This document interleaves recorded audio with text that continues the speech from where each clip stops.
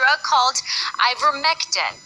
In the United States, it is most often administered as an anti-parasitic drug for livestock, and now it is gaining popularity as a phony form of COVID defense.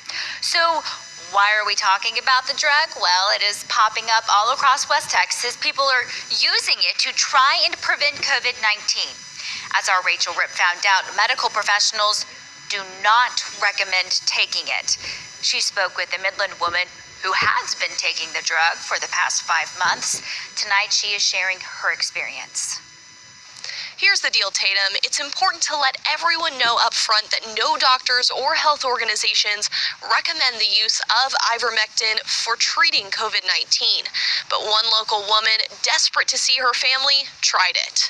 It's widely available, over the counter and online. This is going to sound crazy, but people have been taking it in the form of horse paste, which is like an over-the-counter dewormer for horses. Yep, you heard right. Horse paste. It doesn't sound appetizing, but that wasn't enough to stop Alexandra Bibby from trying ivermectin after reading about it online. Doesn't taste very good, but it's like a bitter apple-flavored paste or gel. She started taking the drug back in October after getting worried about catching COVID-19. She took it hoping to protect herself and her family. I would take it anywhere between like once a week, depending on if I felt like I was going to be in risky situations, to like once a month. I'm not normally somebody that's like into like alternative medicines. That's not really my thing. But obviously I was like a little bit desperate. I didn't want to get COVID. I was visiting my parents and they're kind of elderly. Alexandra read various articles from websites that cited studies mostly in other countries. None of those articles were backed by science or methodology typically used by health organizations in the U.S. The National Institute of Health says most of those studies had incomplete information or limitations. Some of those things included small sample sizes, varying doses, and outcomes that were not clearly defined.